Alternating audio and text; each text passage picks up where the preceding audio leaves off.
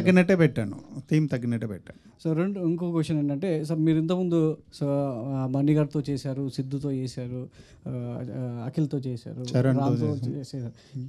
ఈ వరుసలో ఈ హీరోలతో మించి ఇంకా స్పెషల్గా మీరు సిద్ధులో గమనించింది ఏంటి? స్పాంటేనిటీ. అసలు ఒక ఇలా సీన్ ఇచ్చేసి ఒక సెకండ్ ఇలా ఒక కట్ చెప్పడం మర్చిపోతే అదే సీన్లో ఇంకొక రెండు నిమిషాలు 2 గంటలు కూడా చెప్పగలుగుతాడు. సో ఆ స్పాంటేనిటీ ఒక గిఫ్టెడ్ టాలెంట్ తనకి. సినిమాలో హీరోకి ఎంత ప్రాధాన్యత ఉంటుందో కథలో, సో ఏ కథైనా హీరోకే ప్రాధాన్యత. హీరోయిన్ కూడా అంతే ఆడియన్స్కి చేరువ చేసేలా. సో బొమ్మరిలో జెనీలియా, సో బొమ్మని గీస్తే నీలా ఉంటుందని చెప్పేసి చక్కగా దాని దగ్గర పాటలు కూడా రాసుకున్నారు. మరి ఇందులో వైష్ణవిని చూస్తే సో ఎలా అనిపిస్తుంది? అలా బొమ్మని గీస్తే చైతన్యలాగా, సో వైష్ణవిలాగా ఉంటుందని నేను ఎలా చూస్తానంటే, వైష్ణవి ఎలా అంటే ఒక actress, fantastic actress. For example ఒక షార్ట్లో డైలాగ్ లేదు అని చెప్పాను, జస్ట్ నీ ఐస్ మాత్రమే ఒక చిన్న ఎక్స్ప్రెషన్ ఇవ్వాలంటే ఎంత కాన్ఫిడెంట్గా జస్ట్ చూడండి సార్ నా ఐస్ని అని చెప్పి వెళ్ళి చేసింది. అమ్మ ఎంత బాగా చేసిందంటే అది ఒక యాక్ట్రెస్కి ఉన్న ఒక కాన్ఫిడెన్స్. అండ్ నేను కూడా చూసి ఒక ఫైన్ యాక్టర్తో పనిచేస్తున్నాం అన్న ఫీలింగ్ అక్కడ వస్తుంది. అంటే కథలో ఎక్కువగా వైష్ణవి క్యారెక్టర్ మలుపు తిప్పబోతుంది అనేది అర్థమవుతుంది ట్రైలర్ చూస్తే. సో ఎక్కువ మాటలు ఏం లేవు, 2-3 సీన్స్ పెట్టారు అంతే. కథలో మొత్తం అంత కథనంతా మలుపు తిప్పేది ట్రైలర్ అనేది ఏంటంటే హీరో హీరో ఏదో ఒకటి ఉందన్నది అది హోల్డ్ చేసుకుని చెప్పడమే. సరే ప్రస్తుతానికి మీ ఊహ బాగుంది, అలాగే ఉంచండి, థియేటర్లో చూద్దాం. Thank you. హాయ్ అండి, this is Rani. First of all Siddhu గారి స్క్రీన్ ప్రెజెన్స్ అనేది అసలు బోర్ కొట్టించదు. సో అందరికీ ఉన్న ఒపీనియన్ అది. ఇందులో యాక్షన్ సీక్వెన్స్ అండ్ లవ్ సీన్స్తో పాటు ప్రకాష్ రాజ్ గారిది మీది కాంబినేషన్ హిలేరియస్గా ఉండబోతుంది అనిపిస్తుంది. సో మీ ర్యాపో ఈ సినిమాలో సో ఎలా ఉండబోతుంది? డెఫినెట్లీ చాలా ఇంట్రెస్టింగ్ కాంబినేషన్ అండి. బికాజ్ మీరు భాస్కర్ గారి సినిమాలు అన్నీ నాకు తెలిసి ఈ సినిమాలో మీరు మిస్ చేయని భాస్కర్ గారి సిగ్నేచర్ ఏముంటుంది అంటే, ప్రతి సినిమాలో కూడా హీరోకి అండ్ ఇంకొక క్యారెక్టర్కి మధ్యలో ఒక డిఫరెన్స్ ఉంటుంది. ఆ difference psychologically thinking, philosophical difference ఉంటుంది. ఆ డిఫరెన్స్ అనేది మీరు ఈ సినిమాలో కూడా మీరు మిస్ చేయరు ప్రకాష్ రాజ్ గారి క్యారెక్టరైజేషన్ తోటి. And like I said again, idea is the most interesting thing ఎప్పుడైనా. సో ఐడియా డిజైన్ చేసిన తర్వాత సీక్వెన్సెస్ డెఫినెట్గా ఇంట్రెస్టింగ్ అని వస్తుందండి. సార్ ప్రసాద్ గారు, థ్యాంక్ యూ. ప్రసాద్ గారు, సార్ మీతో పనిచేసిన డైరెక్టర్ అందరూ ఇప్పుడు పాన్ ఇండియా డైరెక్టర్సే. రాజమౌళి గారు కానీ, త్రివిక్రమ్ గారు కానీ, ఇప్పుడు సుకుమార్ గారు కానీ, ప్రతి ఒక్కరు. వాళ్ళతో మళ్ళీ నెక్స్ట్ ఎప్పుడు ఏం ప్రాజెక్ట్స్ ఏమైనా ప్లాన్ ఏమైనా ఉందా? అది యాక్సిడెంట్గా జరుగుతాయండి, ఎప్పుడు జరుగుతాయో తెలీదు. ఉంటుంది, నాకైతే ప్లాన్ ఉంది, వాళ్ళకు ఉండాలి కదా. మీరు ఇటు సినిమాలో 2 మ్యాచ్ అయినప్పుడు జరుగుతుంది అంతేనా? ఎవరితో అనుకోండి అంటే మ్యాచ్ అందరు ముగ్గురు, అందరితో ఇండస్ట్రీలో ఉన్న అందరు టాప్ డైరెక్టర్తో వర్క్ చేశాను. ఆల్మోస్ట్ ఎవరినో ఒకరిద్దరు మిస్ అవ్వచ్చు. అలాగే టాప్ హీరోలు అందరితో చేశాను. అలాగే మళ్ళీ ఏదైనా అనుకోకుండా కుదిరితే చెయ్యాలని. ప్రొడ్యూసర్గా బిజీగా ఉన్నారు, దాంతోపాటు ఇప్పుడు పాలిటిక్స్లో కూడా ఎంటర్ అయ్యారు కదా. ప్రొడ్యూసర్గా నేను బిజీగా లేను, ఆల్మోస్ట్ ఇదంతా మా అబ్బాయి చూస్తుంది, నేను అక్కడ వెనకాల నుండి చూసుకుంటున్నది అంతే. బయట బ్యానర్ పైన అయితే మీ పేరే ఉంటుంది కదా సార్. తీయమంటే తీయట్లేదు, ఆడు వేరే వేసుకోమంటే వేసుకుంటలేదు. జాక్ ఎంత కలెక్ట్ చేస్తుంది అనుకుంటున్నారు? ఇప్పుడు ప్రస్తుతం అందరూ 100 crore క్లబ్లో ఉంటున్నారు. మరి ఈ సినిమా ద్వారా 1000 crores చేయించాము, చూద్దాం. 1000 crores ఏమో ఏం చెప్తాను, ఎవరో తెలుస్తుంది, మనకు తెలియదు కదా. రేపు మీరే చెప్తారు. ఏంటి సార్ సిద్ధు గారు? ఇంకొక వచ్చిన ఏంటంటే సార్, మీ అందరిలో జాక్ ఉన్నా అంటున్నారు, చెప్పారు కదా మా డైరెక్టరు. ఆ జాక్ కూడా ఒక ఇది పెట్టారు మా ఆఫీస్లో. మొన్న మధ్య న్యూస్ ఎక్కడో వచ్చింది ఒకటి, బెడ్రూమ్లోకి వెళ్ళొద్దు, మనం అందరం కొమ్మ ముందే పెడదాం, అది గుర్తుపెట్టుకోండి. సిద్ధు గారి ఎనర్జీ కంటే ప్రసాద్ గారి ఎనర్జీ బాగుంది. అంటే ఈ మధ్యన ప్రొడ్యూసర్ బాగా ఎనర్జీ ఉన్నట్టు కనపడుతున్నారు. సరే మేము కూడా అవ్వలేమో అని ట్రై చేస్తున్నాం. అందరూ మ్యాచ్ చేయాలి. సిద్ధు గారు మార్నింగ్ ఏం తిన్నారు సార్? అసలు జాక్, ఓజీ జాక్. సిద్ధు గారు హాయ్ అండి. హాయ్. ఫస్ట్ ఆఫ్ ఆల్ ఒక్క సెకండ్, పాప ఆయన చాలాసేపు నుంచి మైక్ పట్టుకున్నారు, ఆయన తర్వాత I will come back to you. Sorry అండి, ప్లీజ్ కంటిన్యూ. అదే ఫస్ట్ సినిమాతోనే 2 నంది అవార్డులు అందుకున్నారు. కానీ మీరు ఇండస్ట్రీలోకి వచ్చి 20 years అయిపోయింది డైరెక్టర్గా. ఈ 20 yearsలో 10 సినిమాస్ కూడా చేయలేదు, ఏంటండి రీజన్? నేను రాసే పేస్ అలా ఉంటుందండి. నేను ఆలోచించే స్పేస్ కానీ అది నేను ఇలా చేయాలి అలా చేయాలని ఎప్పుడూ అనుకోలేదు. ఫస్ట్ సినిమా నుంచి అంతే.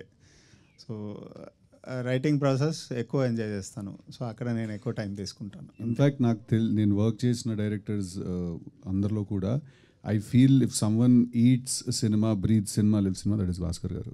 ఆయనకు అసలు సినిమా కంటే వేరే, అంటే నేనైనా ఒక పాయింట్ తర్వాత ఓకే ఆపి రేపు చేద్దాం అంటాను, కానీ ఆయన నాతో డిస్కషన్ అయిపోయాక ఇంటికి వెళ్ళి కూడా ఆయన కూర్చుంటారు మళ్ళీ.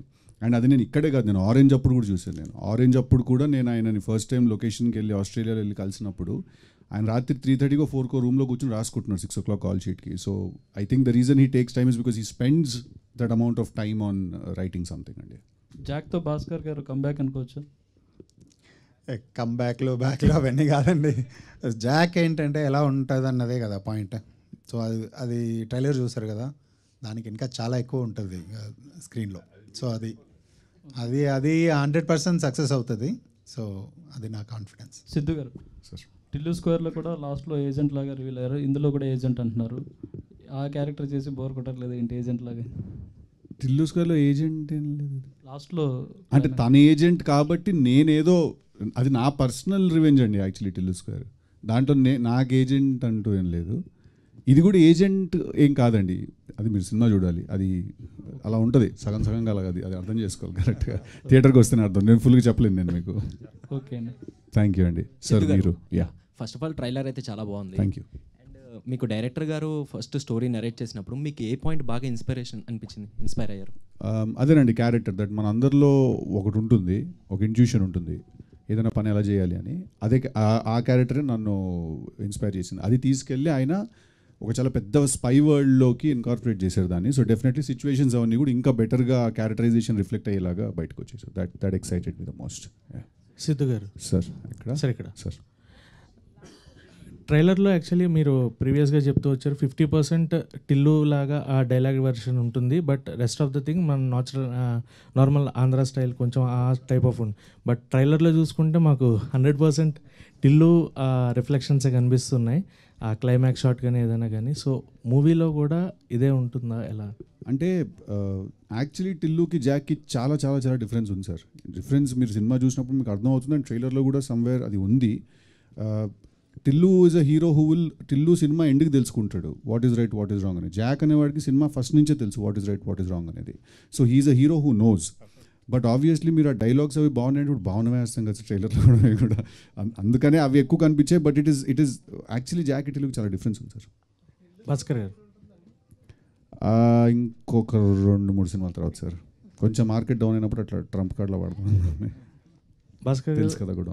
సో దీనికి ఏమన్నా సీక్వెల్స్ లాగా ఏమన్నా ఉండే ఛాన్సెస్ ఉన్నాయి రా ఏజెంట్ కాబట్టి? అండ్ ఆయన చేసే దాంట్లో ఇప్పుడు టిల్లు స్క్వేర్ ఎలా వచ్చిందో జాక్కి జాక్ స్క్వేర్ అలా ఏమన్నా అనుకుంటున్నాను, రాసి పెట్టాను, చూద్దాం. అది అలా రాయలేదు ఆయన Jack pro max, Jack ultra pro max అలా రాశారు ఆయన.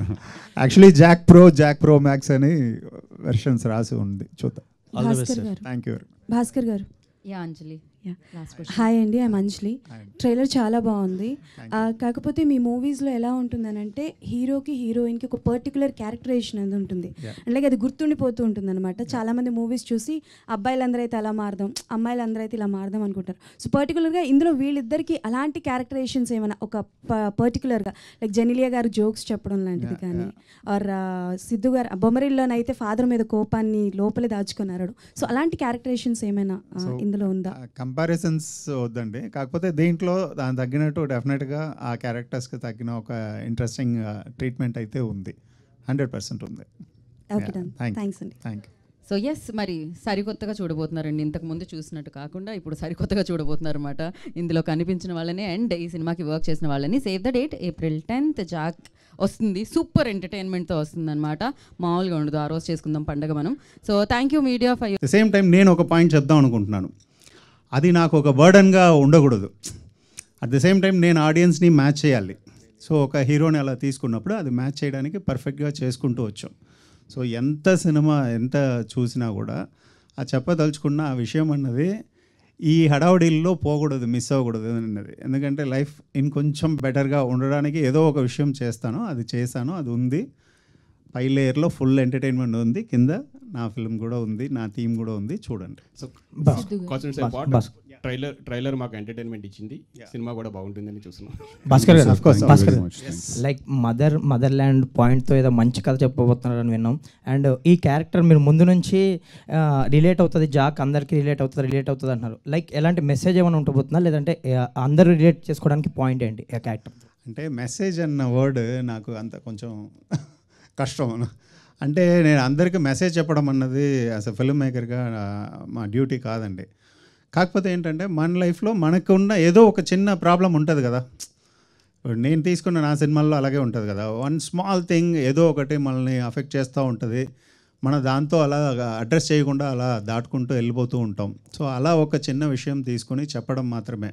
ఒక క్వశ్చన్ రైజ్ చేస్తాను, ఆ జాక్ మీలో ఉన్న జాక్ని అది కనెక్ట్ చేసిందంటే ఆ క్వశ్చన్ మీకు హెల్ప్ అయితే మీరు సొల్యూషన్ ఫైండ్ అవుట్ చేసుకోండి, మీ మెసేజ్ మీరే వెతుక్కోండి. మీ అందరికీ మెసేజ్ నేను ఇవ్వాల్సిన, నేను ఏదో బాబా కాదు కదా, నేను ఎంటర్టైన్ చేసి ఒక క్వశ్చన్ కథ ఉంటుంది అంతే. అండ్ ఆరెంజ్ సిద్ధు గారితో వర్క్ చేశారు, ఒక ఇంపార్టెంట్ రోల్ చేశారు. ఇప్పుడు జాక్ వచ్చేసరికి ఆయన లీడ్. సో తనలో వచ్చిన చేంజ్ ఓవర్ ఏమైనా ఏం చేంజ్ కనిపించింది యాజ్ యాక్టర్గా అప్పటికి? యాజ్ యాక్టర్గా ఏంటంటే ఇంత టాలెంట్ ఉందని నేను మర్చిపోయాను. ఫంటాస్టిక్ అని అప్పుడే తెలుసు ఫంటాస్టిక్ యాక్టర్ అనేది తెలుసు. బట్ తన గ్రోత్ని చూసి చాలా హ్యాపీగా మనస్ఫూర్తిగా అరే భలే వచ్చాడు అన్నది. ఇంకా వెళ్ళబోయే హైట్స్ వేరు, అది అది అది ఎక్కడ ఏది ఆగదు, అది వేరే హైట్స్ చూస్తూనే ఉంటారు ఫ్యూచర్లో. సిద్ధు గారు, అండ్ ఈ సినిమాకి సంబంధించి ఒక చార్మినార్ ఎపిసోడ్ ఉండబోతుంది, అది చాలా హై ఉండబోతుందని విన్నాం. మీరు కూడా కొంతమందితో షేర్ చేసుకున్నారు మీ వెల్ విషెస్తో. ఎలా ఉండబోతుంది? ఒక హై ఇస్తుందా థియేటర్లో? ఆయన బాగా డిజైన్ చేశారా? అబ్సల్యూట్లీ. నాకు ఇన్ఫ్యాక్ట్ ఫస్ట్ నాకు స్టోరీ నరేట్ చేసినప్పుడు విజువల్గా చూపించింది అదొకటే, ఎందుకంటే మిగతావన్నీ కూడా డైలాగ్ బేస్డ్, అదొకటే ఏంటంటే ట్రీట్మెంట్ బేస్డ్ అనమాట. సో నాకు ఫస్ట్ చూపించినప్పుడు నేను చాలా ఎక్సైట్ అయ్యానండి. మీకు ఇంటర్వెల్ ఒక హాలీవుడ్ లెవెల్ ట్రీట్మెంట్ ఉంటుంది. And when I say Hollywood, budget గురించో లేకపోతే డబ్బుల గురించో దాని గురించి కాదు, ట్రీట్మెంట్ ఐడియా వైజ్ మీకు చాలా ఇంటర్నేషనల్ ఫీల్ ఉంటుందండి ఇంటర్వెల్ ఎపిసోడ్కి. భాస్కర్ గారు సార్ ఇక్కడ థ్యాంక్ యూ. భాస్కర్ గారు, సో డైరెక్టర్ ఎంత ఇంటలెక్చువల్గా కొత్త కథ రాసుకుని ఆడియన్స్ ముందు తీసుకెళ్ళినా అంత ఇంటలెక్చువల్గా ఆడియన్స్ ఆలోచించే స్థాయికి మన ఇండస్ట్రీలో సో ఆడియన్స్ ఎదిగారు. సో ఇంతకుముందు సినిమా కంటే మించి ఆడియన్సే ముఖ్యం అని చెప్పేసి సిద్ధు ఒక ప్రెస్ మీట్లో అనడం జరిగింది. ఆడియన్స్ ఇంటలెక్చువల్గా తగ్గట్టుగా